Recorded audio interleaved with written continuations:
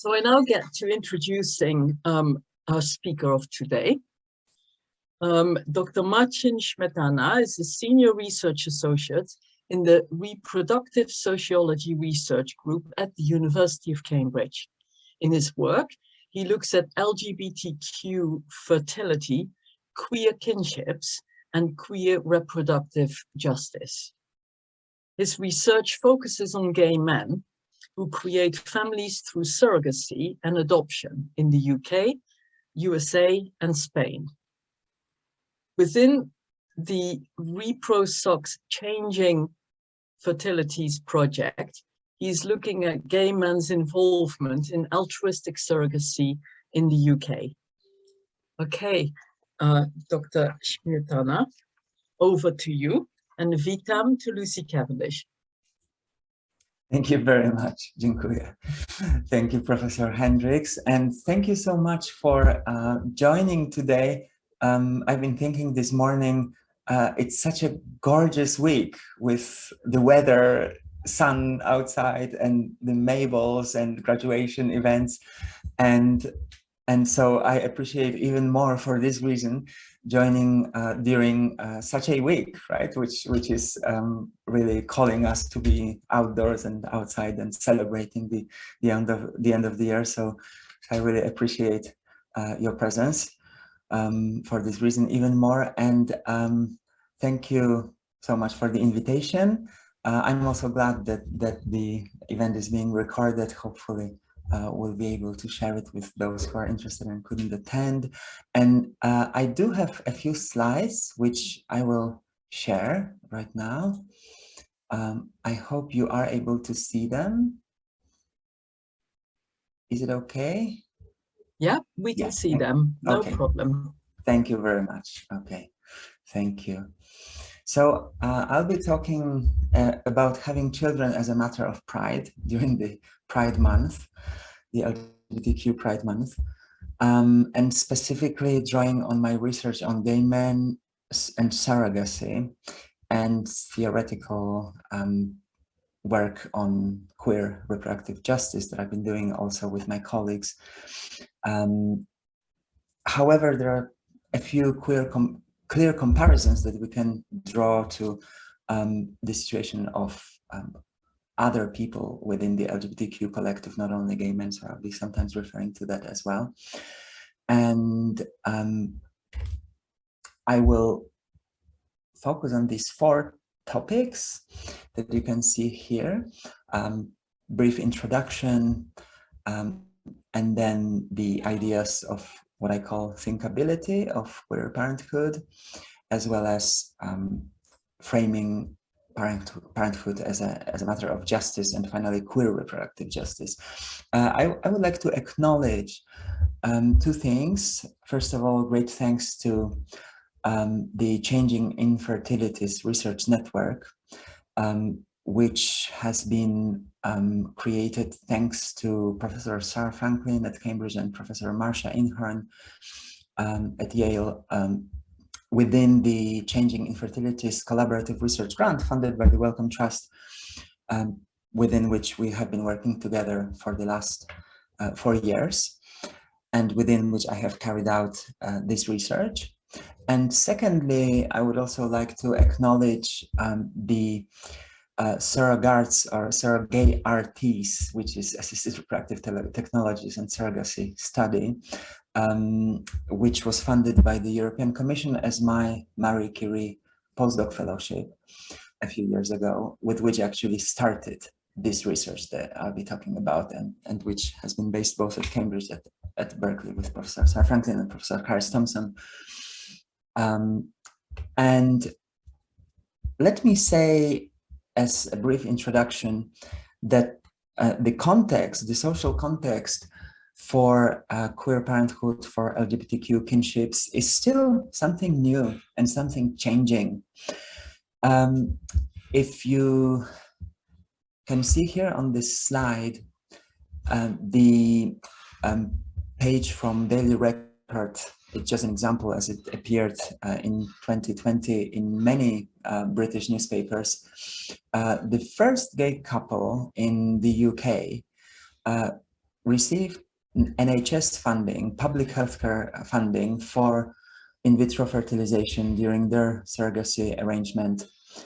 And this happened in Scotland. And so far, it's been the first case in the UK, and as far as I know, in the world, where public funding has been given to a gay couple for IVF. So this is something that's very new. And in general, this is happening in the context where LGBTQ rights, including reproductive rights, are still very recent. If we compare, for example, where adoption of children by same-sex couples is legal, we can see that, for instance, in the European Union, it's only a half of the member states right now, right? So there's still a lot of discussion. In England and Wales, it's been legal since 2002. Then if we look at surrogacy, we can see that the UK example is very unique. Surrogacy is available to same-sex couples only in the UK and in the Netherlands right now.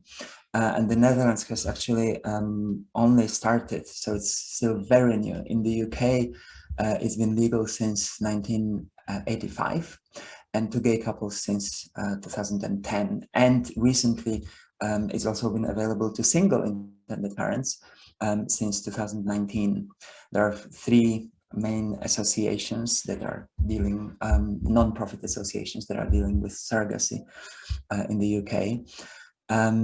It is still relatively expensive for intended parents, even within the altruistic surrogacy model in the UK. But it's not legal in most of Europe, for instance. Then there are a few places such as Portugal or Greece where it's available to heterosexual married couples, but that's it. Then, of course, some people use international surrogacy, as well as they use international gamete donation. As we know, British people go to Spain for egg donation, go to Denmark for sperm donation, and go to the United States and Canada for surrogacy, those who can afford it, because it's more expensive. So this is all a very new context, right? Since 2013, gay marriage has been legal in the UK, but public funding from the NHS for IVF is not normally available for gay men in the UK, nor to lesbian women. Because the NHS uses a medical definition of infertility, which means that, for example, a lesbian couple who is medically fertile doesn't normally automatically get the right to use public funding for in vitro fertilization. And the same is happening in case of gay men who are using surrogacy and need IVF, right? So I'm saying this to once again point to how new and how shifting this context is, and how many questions there still are. In the United States, which is another area where I have done my research and I will be mentioning today, of course, again, adoption and commercial surrogacy are available. Also to intended parents from all over the world who would like to travel there. But again, there are numerous stories of bias in some adoption agencies, and examples of cancelled adoptions and marginalization of LGBTQ parents. And of course, surrogacy that is available is prohibitively expensive, 2 or 3 times the price of the UK, because of course it's a commercial surrogacy market. Gay marriage has been legal in the US since 2015, which is the federal gay marriage, which is relatively, which is really a short time.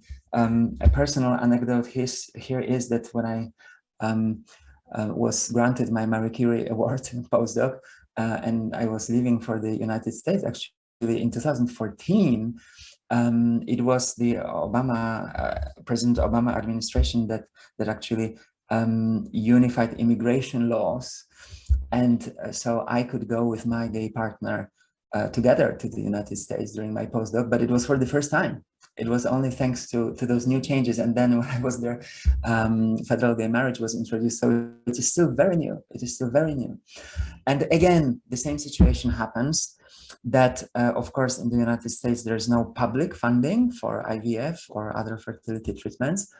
But again, insurance funding from private insurance companies uses the medical definition of infertility, which means that lesbian women, gay men, trans people normally can't use this insurance funding. So they have to pay from their own savings and out of pocket.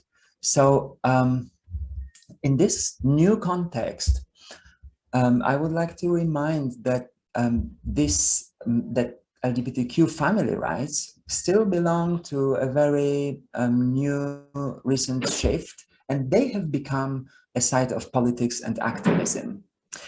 And we can see those photos here from a gay pride in London or from a gay pride in Barcelona, both places where I did my own ethnographic research. And LGBTQ families were present there. On the right in Barcelona, we can see actually an association, a local association of LGBTQ families. And we can see parents with children, right? But this is something very recent, something that the first queer ethnographers 20, 30 years ago didn't see, it wasn't there. Over the last years, family and kinship has become a site of LGBTQ politics and activism, especially with regard to having children, right? And with regard to gay marriage. Of course, we know that Cambridge has been one of the important places that has contributed from academia to this change, and especially Professor Susan Golombok's research has been instrumental to those laws that have permitted legally family making to LGBTQ people.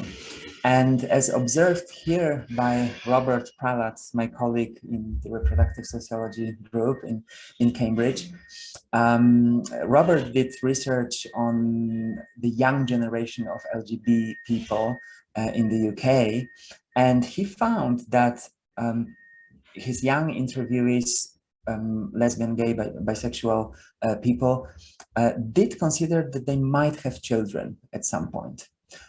So it wasn't something contradictory to them, right? Identifying as LGBTQ and having children. It actually were things that went together somehow. And this is new because if we look at the very first ethnographies of LGBTQ kinship 20, 30 years ago, people usually assumed that identifying as LGBTQ, they would probably not have children, right? So this is changing. And another very interesting example, I think, that shows how LGBTQ family and kinship is a side of politics, activism, contestation today, is this roundtable that we organized within the Queer Social Justice Research Network here at Cambridge. It's a research network funded by Crash at Cambridge, as well as LGBTQ Plus at Camp program that we've been running for the last year. And we were lucky to hold this roundtable last November on current issues for queer and trans families with 5 activists from prominent British associations of LGBTQ families, or somehow dealing with LGBTQ families. And all of those people that you can see here, the 5 speakers, have been very active in LGBTQ family activism for the last decades. And they still had so many issues to talk about, right? And so many struggles to pursue. Jackie Fernandez from New Family Social talked about LGBTQ adopters And she showed how LGBTQ adoption has increased in the UK over the last 2-3 decades. There's a very strong presence of LGBTQ adopters and foster parents. And it is actually going quite well. Then Freddie McConnell as a trans parent, as well as Erica Tranfield from Pride Angel, one of the biggest matching organizations for donors and intended parents in the UK, talked about important issues with birth certificates. So still today, intended parent and the legal parent not always are the same, and people still have to recur to special arrangements and struggles in this respect. And same about surrogacy. The other two speakers, Richard Scarlett, who's a dad through international surrogacy in the United States, and Alan White from Surrogacy UK, and who's right now in the process of an altruistic surrogacy arrangement in the UK, talked about the current surrogacy law reform and about how surrogacy in the UK is actually a very established community and practice, but still it's not easy for everyone, and so some people it's still not easy to find a surrogate, to find a donor. Some people prefer to go abroad for this reason, if only they can, right? So this was I'm referring to this example to show how present those debates are in activism today, and also in law reform right now. For example, there is surrogacy law reform happening in the UK. This year is the year of consultation, and next year probably the new law will be drawn. So this is just an example of many common issues, right? So I will be focusing on the case of gay men and surrogacy from my own research, but there are many topics that are relevant to everyone. And I would like to briefly talk about what I called thinkability in my research. My research are two recent studies. I've spoken to 45 families of gay fathers and intended gay fathers. Part of them were in California and part in England. Most of them were white, but there were some interracial couples as well, 10 of them. Most of them were couples, but there were some single people as well. And most of them were all university educated professionals, which is already drawing our attention to one big issue, how social class operates as a gateway to queer parenthood, right? It's just not easy, and there are many barriers, and so especially people from middle classes get more access to this path to parenthood. You can see some photos from my research. For example, this one. So this is a surrogacy conference and fair in Brussels, organized by the North American Association Men Having Babies. So all those men, there were like over 200 men. This was actually my first research trip, my first fieldwork trip in 2015. There were over 200 men in one room from France, Belgium, the Netherlands, who wanted to go to the United States to do surrogacy because it was and it is still not available in their countries, with the exception of the Netherlands today. And this is new. This didn't exist two decades ago, as well as many fairs. For example, Future Family Show in London is another event for LGBTQ community and LGBTQ parents, where people meet and talk about those different options, how to become parents as an LGBTQ person.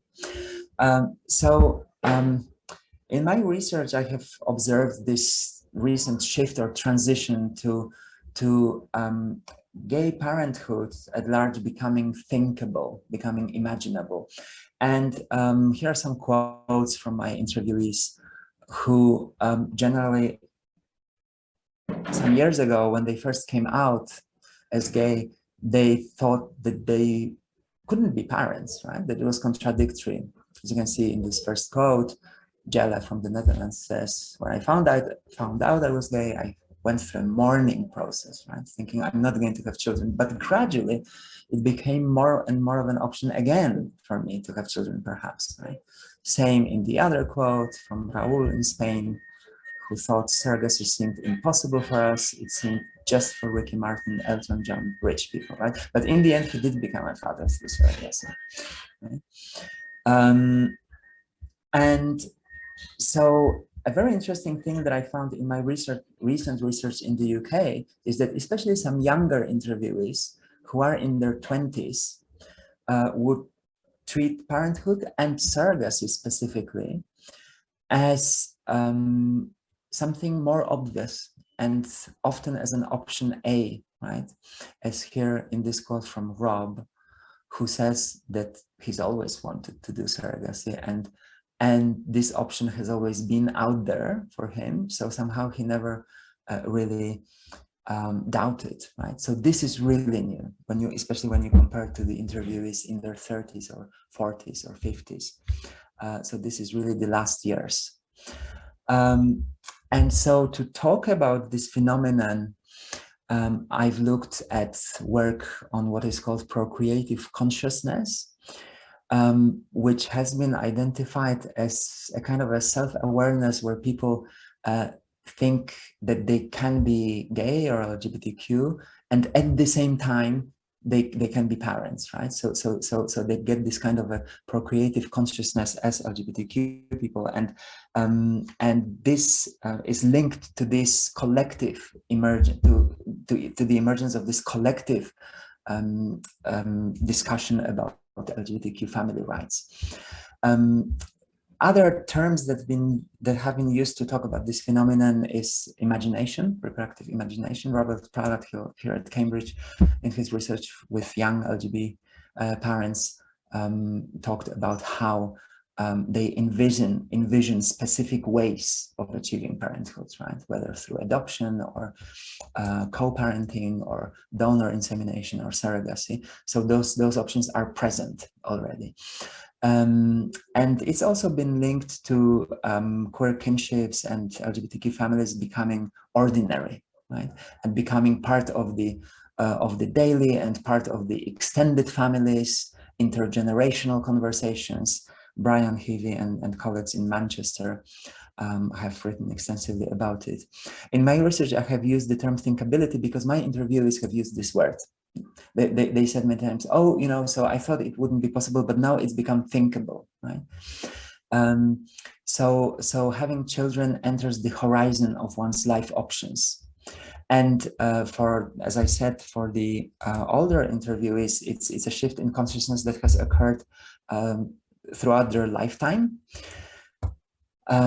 towards gradually imagining it as a thinkable option. So certain kinds of kinship were most easily thinkable to my interviewees, and they've usually been linked to nuclear families, genetic ties. So a family like we had always known, but with two men, right? This ordinary family, as I said before, this. You can see some quotes from some interviewees who are talking about other ways of becoming parents, which are used. People use co-parenting, they do, but it's not easy because, of course, as you can see here in this quote from Mirko from Switzerland, he says, I have a lot of female friends, but I wouldn't just see myself having a child with them so easily, right? That's not so easy. Same with adoption, in this quote from Jaime in Spain, who says, we're looking at adoption, but it was difficult, right? There are few children to adopt. People recur to international adoption, which is also costly. It's not easy, depending on the country. In the UK, as I said before, there is a growing group of LGBTQ adopters and foster parents, and it is working quite well. But it, of course, depends on the national framework. Then surrogacy is used increasingly, especially over the last decade. Dr. Kirsty Horsty from Kent, the University of Kent Law Department, found in her recent study that the use of surrogacy arrangement has grown 4 times in the UK over the last decade, for instance. Internationally, it's also quite significant because of the concerns that people have about marginalization as parents identifying as gay. For example, in countries such as Italy, where there is no option at all to adopt children as a single person or as a same-sex couple, people go abroad to do donor insemination in case of lesbian couples, or to do surrogacy in case of gay couples if they can afford it. And having the genetic link to the child gives at least the genetic parent some rights that they couldn't have otherwise, right? So for this reason, surrogacy as a method for gay men has been used because people are worried about being marginalized as parents, right? As in our culture, there is the significance, also the legal significance of the genetic link. So people recur to this. And those kinships also have been racialized, and it's very, very interesting. I've done some recent work on this, also with my colleague Wyndon Twine at the University of California, Santa Barbara. And so we have seen that, as you can see here in this quote from Theo, people don't want their children to look different in terms of skin color, right? Because they want to appear as a family in racialized terms. Because they want the least amount of questions to be asked, right? Because they expect stigmatization. And many times there are so many quotes where people say, oh, you know, it may already be tricky for a child to have two dads, right? And if you compare it to research on lesbian mothers, the same things happens. Petra Nordqvist in Manchester, again, has done research with lesbian moms, and the same thing happens. They say, you know, children may get questions because of having two moms. So let's not add even more challenges, right? So even though this is the reproduction of some kind of racialized structures of a racially uniform family, people use this strategy because they want to avoid stigmatization, right, as much as possible. So as we can see, those kinships are formed in quite a normative, ordinary framework, but they are altruistic and they are kin-like. This is an interesting finding from research, both from the United States, where commercial surrogacy is used, and from the UK, where altruistic surrogacy is used.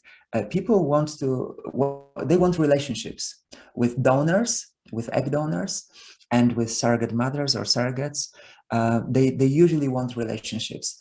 It is so there is some this narrative of altruism on the part of donors and surrogates, and there is a narrative of some kind of kinship. So people call the surrogates as aunts or friends or family friends, and they are usually part of the family in the future. So the second quote that you can see here is from a commercial surrogate in California, but she still participates. She comes to the birthday party of the children, right? So she's part of it. Not always, but usually it is so. In the UK, it is almost always so, because in the UK, the framework of altruistic surrogacy is so established and based on friendship, right? There's this very strong emphasis on friendship and on relationships between intended parents, for example, a gay couple, and surrogates, the woman who is carrying the baby for them. And there's a very established framework where people really get to know each other. The community helps them. They have social meetings, they become friends, and then they continue with surrogacy, right? So, so this is just to characterize a little bit how those kinships, what they look like. And now the other thing is about rights and justice. Because especially this case of gay men's use of surrogacy foregrounds the intersections of reproductive justice and queerness, right? As some people may know, reproductive justice is a framework that emerged from the United States to talk about social justice and reproductive rights, and to talk about how some people may have reproductive rights, but they still can't use them because they are economically excluded, they are racially excluded, they come from deprived communities. So, so there should be especially in neoliberal societies, there should be some support from the state and some support for communities, for those people who can't use their reproductive rights because of social class, because of race, and because of other hierarchies. So that's how the framework of reproductive justice emerged, actually, from women of color in the United States.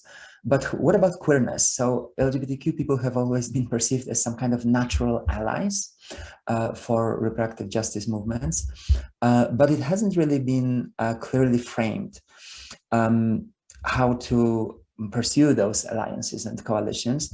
And so with my colleagues, we have started to look at this intersection. And this case of gay men's use of surrogacy shows that gender and sexuality clearly structure access to reproduction, both in surrogacy and adoption. The case of surrogacy shows it is legal in only very few jurisdictions, but then, as I said before, adoption as well for same-sex couples is legal only in half of the European Union, for example, right?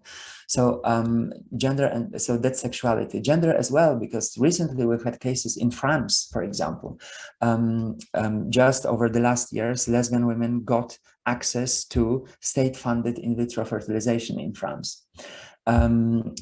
There's lesbian women, but not gay men, right? So there are those discussions that show how gender and sexuality structure access to reproduction. Then secondly, social class structured it so much, as we've seen my interviewees have come mainly from middle classes, because it's just costly. So simply, it's costly to pursue assisted reproduction. It's costly to adopt. Some conditions and requirements have to be satisfied. Adoption is a little bit more available than surrogacy, of course, from the social class viewpoint, but it still structures access. So those inequalities operate within access to reproduction for LGBTQ people. And thirdly, there's a very specific issue that's very relevant, especially for gay men, that is the participation of several people in the reproductive process, because of course, there needs to be a woman who carries the baby, or whether within a birth family in adoption, or within a surrogacy arrangement, there needs to be a donor, a gamete donor. And so there are several participants in this reproductive process. And this conflict has emerged that on one hand, LGBTQ associations have been talking about rights and reproductive rights for LGBTQ people. But then it's very important to remember that at the same time, the rights of surrogates and donors, birth families have to be taken into account at the same time, right? So, with my colleagues, we have framed this specific conversation as a queer reproductive justice issue, right? So we can't talk only about rights for gay parents, for example. We also have to talk about rights for surrogates, for example, right? At the same time, together. So just to give a few examples on on point 2 on social class here, which is something that I've been working on recently in the UK, to show how social class frames access to reproduction. So surrogacy is costly, $150,000 or between 10 and 50,000 pounds in the UK. And as you can see, for instance, Paul, this interviewee here, has an annual household income of over 150,000 pounds, which is relatively comfortable, right? It's middle class and well middle class, could be classified as upper middle class. But even Paul had to get a mortgage, right, and refinance his house in order to pursue surrogacy in the United States, right? So this, of course, was very costly. So it shows how it is available only to some people. And of course, for Paul, it was relatively easy because he owned a house, so he could refinance this mortgage plan. But many people don't own a house, actually, right? So how could they even do that? That's the average annual household incomes of my interviewees in the UK. Most of them had over £100,000.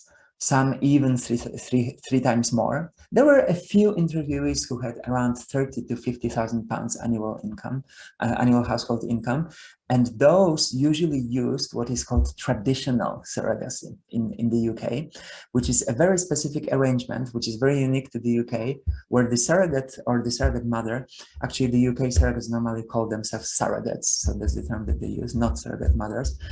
So the surrogate is the egg donor at the same time. She uses her own genetic material. So there's no fertility clinic, no IVF, no separate egg donor, no costs for in vitro fertilization. People just use home inseminations.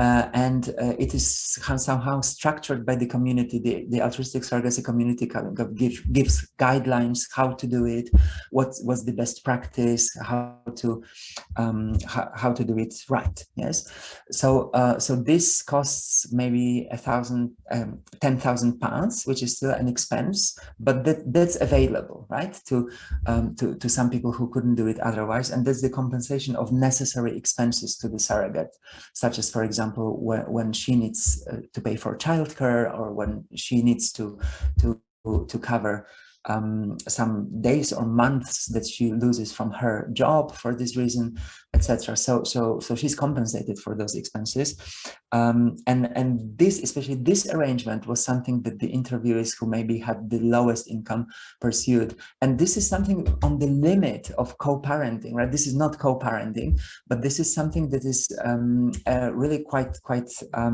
an alternative arrangement, right? So we could say a very queer kind of formation, which doesn't follow the kind of standard in reproductive industry guidelines in the United States. Actually, traditional surrogacy is not even used in the United States. In the United States, you always use an egg donor, a fertility clinic, in vitro. So this kind of community arrangement of traditional altruistic surrogacy, very much community-based in the UK, is something quite unique, and it helps people who couldn't have this access otherwise, right? And some further quotes, just to give more examples. So in my sample of families in the UK, 8 did what I've just described, traditional surrogacy. So they talk about how it is not IVF in the clinic. So of course, those people have to be medically fertile, right? Because if they're medically infertile, then they would have to use a clinic. And how it is cheaper for this reason, and how also it gives some other advantages, such as knowing the egg donor who is the surrogate at the same time better, and kind of incorporating that person into the family life of the future child more easily. Some further quotes, a quote from Joe, who again had quite a high annual household income of over £150,000, but he said because it's non-commercial in the UK, he says, we could afford it. If it didn't exist in the UK as an altruistic service arrangement, we wouldn't have been able to afford it, probably, right, says Joe. And yes, and then another quote from an interviewee whose household income was actually relatively lower, still middle class, still above the average, right? The UK average income is £30,000, and so it was still above the average, but within the kind of lower end within this group of interviewees. And again, this interviewee says it was possible thanks to the altruistic surrogacy community, right? And of course, this gives rise to other questions, such as is it exploitation of women's labor? For example, altruistic labor, is it compensated properly? But the altruistic surrogacy community, surrogates in the UK, are quite vocal about their wish for this to remain altruistic in the UK, and the current surrogacy law reform is going to confirm this as an altruistic arrangement. So finally, just to wrap up, the last few minutes, queer reproductive justice. So this uneasy encounter of reproductive justice, which came from women's rights initially, and actually from the discussion about reproductive rights of women of color and women from lower social classes. This encounter with queerness and with LGBTQ. With my colleagues whose names you can see here, Laura Mamo, Charis Thompson, Wyndham Twine, Sonia McKenzie, we've been working together on formulating, articulating this intersection, also in the book that I'm writing right now, and which is called Transatlantic Transactions, Gay Men, Surrogacy, and Queer Reproductive Justice. In my book, I'm also working on this specific topic, building on those collaborative conversations. So what's queer got to do with it, right? So we conceptualize queer as intersectional. So we always need to look at social class, at race, at those hierarchies, how they structure reproduction, because that's where the early definitions of queer come from, right? And also as a politic and ethics of care. So as something that that doesn't necessarily exclude reproductive options on the market, such as, for example, commercial gamete donation, right? Some people need it, they don't have other options, we don't want to exclude it. But we always look at the contributions of queer studies in terms of an alternative to the neoliberal approach of catalogs and of an approach that wouldn't somehow rely on relationships, on care, on an attempt to avoid exploitation.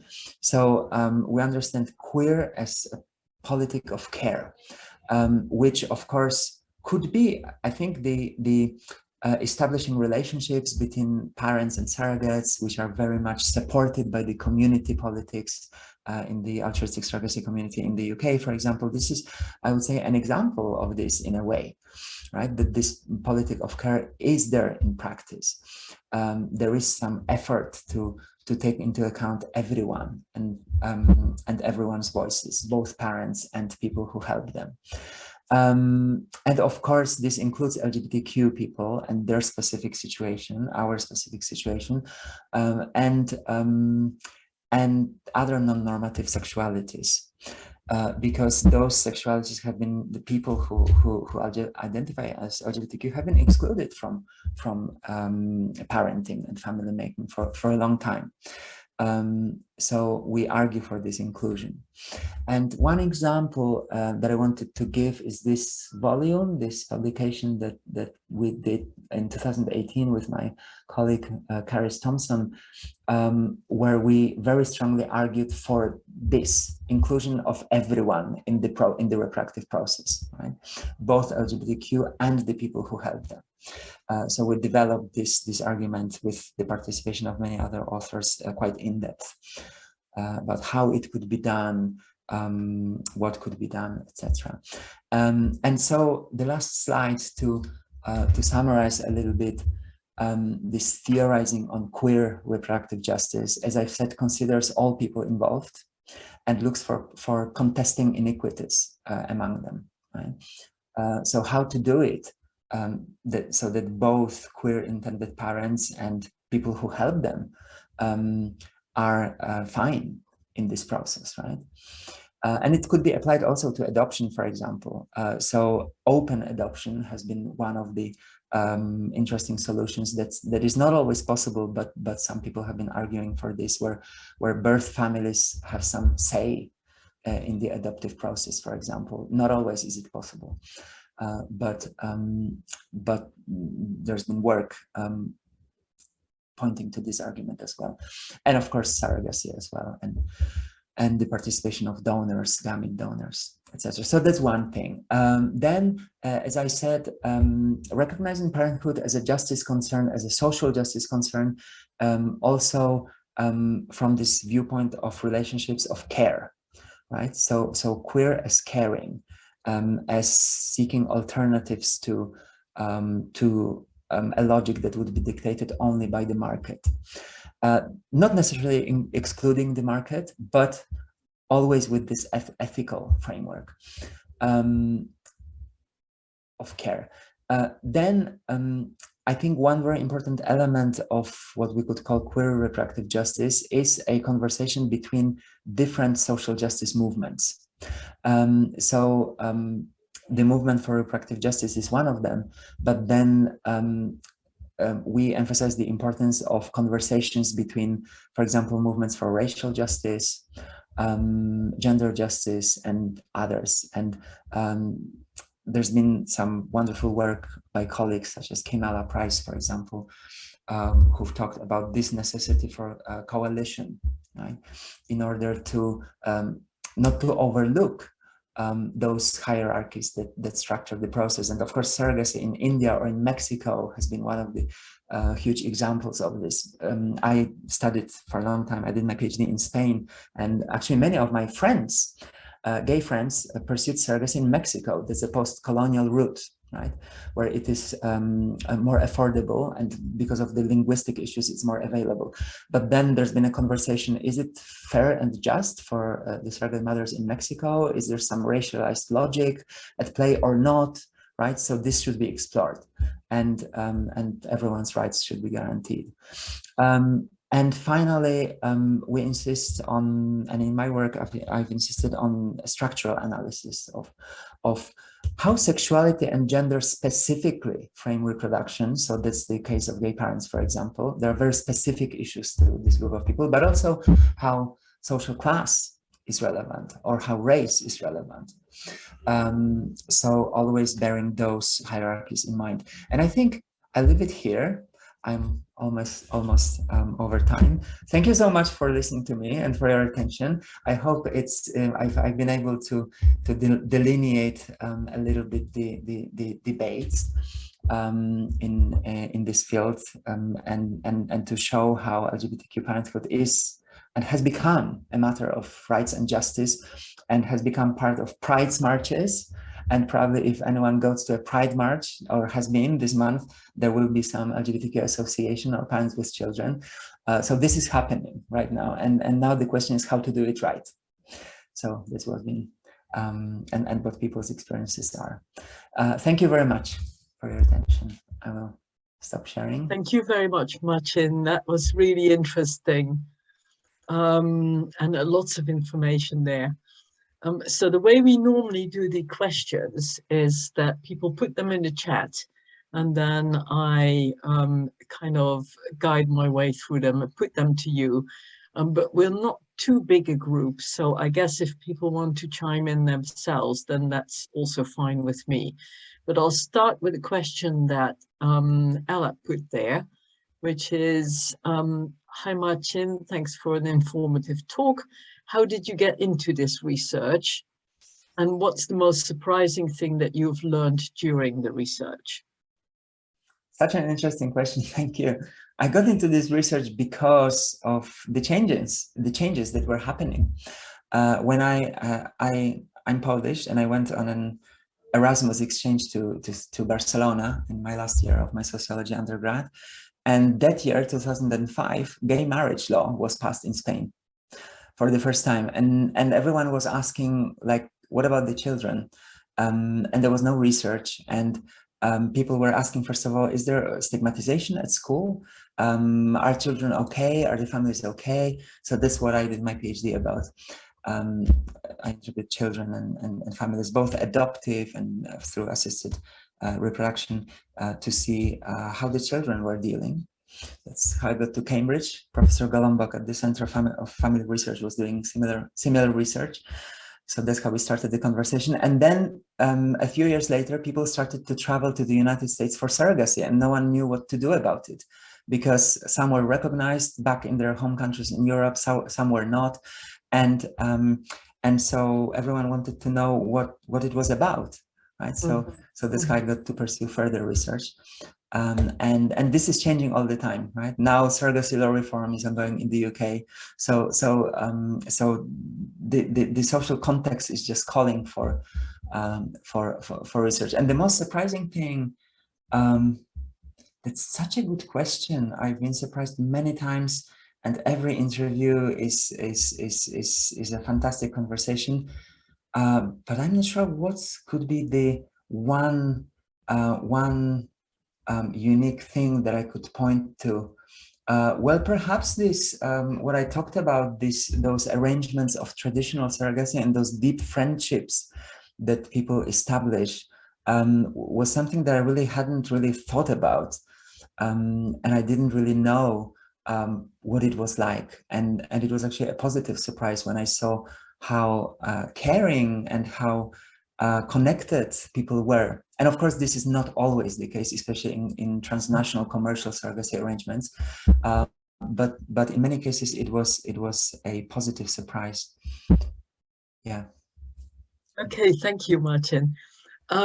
So to some extent, what you were saying before leads in well to the question that Sarah Gull is asking you, who says, is there any work done on the children involved? And so clearly there is, because you said that's what your PhD is on, but maybe you can say a bit more about that. Yes, thank you. It's a crucial question. So there's important work done at Cambridge, first of all, and the Center for Family Research has been totally pioneering in this respect. Professor Susan Golombok, Dr. Vasanthi Yadva, and many other people in the center have done research with children, longitudinal research for decades now, following families through surrogacy, donor conception, adoptive families. So that's the key reference point. The recent books by Susan Golombok, I think, gather this research together quite well. I've done research on the social reception that children received at school in Spain, and it was very positive. Independently, actually, regardless of the region of the country and of the type of school, it was very positive. There were some reactions of surprise or some questions. People faced questions, but as long as they were open and just answered them, because children are curious, they just want to know. So if you just answer, so there was this kid that would come up and ask, oh, so how come that Ivan or whoever has two dads? And so people explained, as long as they explained, and they said, oh, we couldn't carry him because we don't have we couldn't do it, and so we got help from someone, and that's how the child came. And so as long as it was explained and those curiosities were satisfied, it was fine. So there wasn't bullying or anything like that. It depends on the context. Of course, we don't know in my country of origin, Poland. I'm not sure what it would be like. There is no law at all that would support LGBTQ families, nothing. And actually, if you look at public opinion polls, most people are against adoption of children, for example, by LGBTQ people. And there's been pioneering research by Professor Joanna Mizielińska from Warsaw on LGBTQ families in Poland who exist. They exist, right? Mostly through co-parenting arrangements or with children from previous heterosexual relationships. They exist, but they have to be careful because depending on the school, depending on the context, it's not as easy. Research from the UK is quite positive. There have been cases of questioning, of maybe stigmatization is too strong a word for this. It's been generally positive. So that's again Susan Golombok. In the Reproductive Sociology Research Group, here where I am based with Professor Sarah Franklin and colleagues in ReproSoc and sociology, we've been looking mainly at parents and at those processes that enable reproduction or not. Yeah, thank you. Okay, thanks. Sarah, does that answer your question?